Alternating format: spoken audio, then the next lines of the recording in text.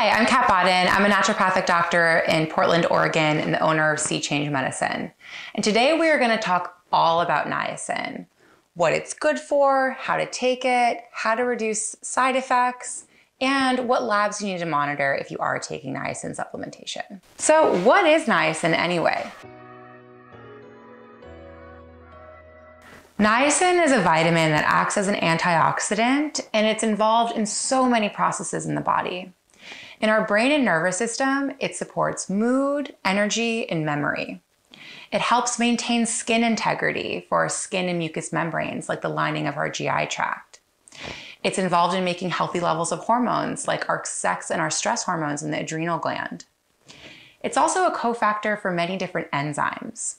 Enzymes are special proteins in the body with metabolic functions. Niacin activates these enzymes, so our body is better able to break down protein, carbs, and fat. Niacin plays an important role in circulation, it reduces inflammation, and it can lower our cholesterol. Niacin is so important for our body that there's actually a disease state for deficiency. In medical school, we learn the mnemonic to remember the symptoms of niacin deficiency, called pellagra, as the 3 Ds of pellagra: diarrhea, dementia, and dermatitis, or skin issues. Niacin is so important, there's actually a 4th D, death. So it is very, very, very important to your health to make sure you're getting adequate levels of this important vitamin.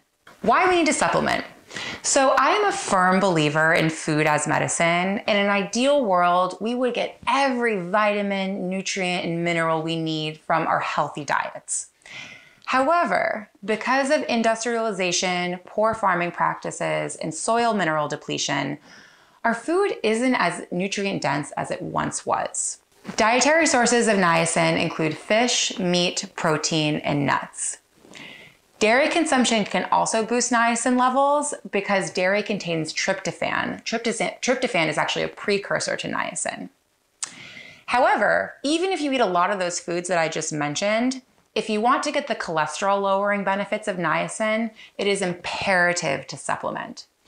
In order for niacin to exert its cholesterol lowering properties, we need 100 times the amount that we'd get from food, so we need to supplement.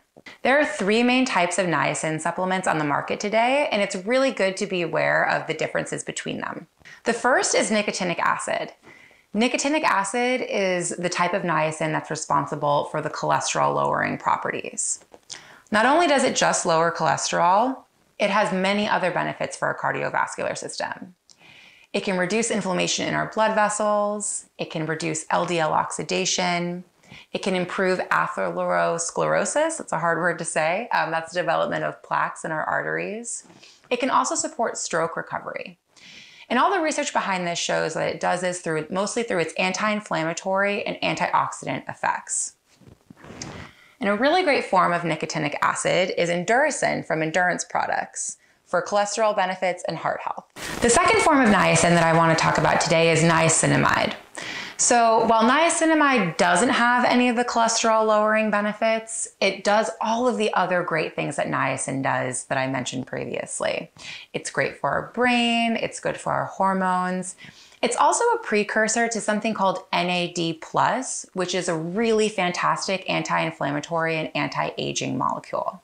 Niacinamide supplementation has also been shown in the research to prevent and also reduce the progression of glaucoma. Glaucoma is actually the leading cause of blindness in older adults. Endurance Products makes Enduramide for healthy aging and cellular energy, and it's been specially formatted to release niacinamide over 5 to 7 hours. The third type of niacin supplement that you should be aware of is something called inositol hexanoconazole. This is often marketed as no flush niacin, and okay, avoiding a flush, that sounds pretty great, but unfortunately, this type of niacin is an ineffective product as our bodies are unable to absorb any of the niacin when it's in this form. If you've heard of niacin supplementation, chances are you've heard of the niacin flush. Maybe you've experienced it yourself when you've taken supplements in the past. Niacin activates chemicals in our bodies called prostaglandins. Prostaglandins are inflammatory mediators, and what they do is they cause our blood vessels to dilate. When our blood vessels dilate, blood rushes to the skin surface and we can feel flushed, hot, our skin can be a little bit more pink, and we can feel a little bit itchy. Luckily, this only lasts about 30 minutes. So we take niacin, the prostaglandins become activated, our blood vessels dilate, and we experience a flush. Nicotinic acid supplements can be found in 3 forms of delivery, differing on their time release. The first is immediate.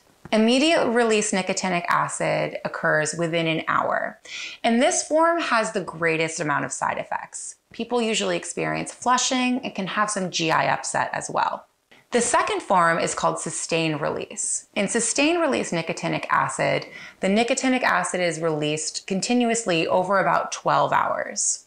While flushing is less likely to occur with the sustained release, it can actually be really damaging to our liver. So I don't recommend the sustained release form of nicotinic acid. The third type of nicotinic acid supplementation is extended release. And this allows the nicotinic acid to be released over a period of about 6 to 8 hours.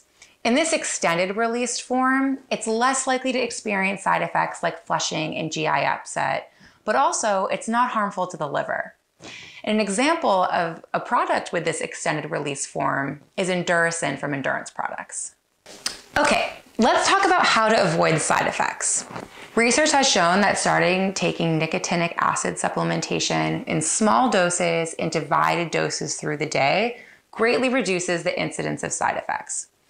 So rather than taking your full dose all at once, start low and go slow. Take smaller doses sprinkled throughout the day. It can also be helpful to take nicotinic acid with a meal. By taking nicotinic acid with food, its absorption is slowed a little bit, and that reduces the likelihood of flushing. If you're unable to take nicotinic acid with a meal, say maybe you practice intermittent fasting and don't have breakfast, you can take your nicotinic acid supplement with 2 or 3 glasses of water. And lastly, it's best to avoid vigorous exercise or hot beverages shortly after taking nicotinic acid. Both exercise and hot liquids will raise our core temperature, allowing the nicotinic acid to be absorbed a little bit more quickly and can contribute to flushing. So if you wait about a half an hour after you take your supplement to exercise or drink a hot liquid, you're less likely to experience a flush. I really want to emphasize the importance of working alongside a healthcare provider as you initiate or as you continue with your nicotinic acid supplementation. The reason for this is that a knowledgeable healthcare provider will take a really detailed family and personal medical history to make sure that nicotinic acid is right for you. There are some medical conditions that are contraindicated to nicotinic acid. It's not safe for everyone, so you want to make sure that you don't have anything that could potentially compromise your health. Additionally, there are some labs that need to be monitored before starting and while you're taking nicotinic acid. These include your blood glucose, your uric acid levels, and as well as your liver function. A healthcare provider can also help with dose adjustments to mitigate any complications from side effects. And a healthcare provider should listen to you, validate your experiences, support you, and view you as more than just your symptoms. I'd love to offer you a free consult to see if my practice would be the best fit for your needs, so you can go ahead and schedule that on the link. Thanks so much. I'm Bodden, naturopathic doctor, and thanks for learning all about niacin with me today.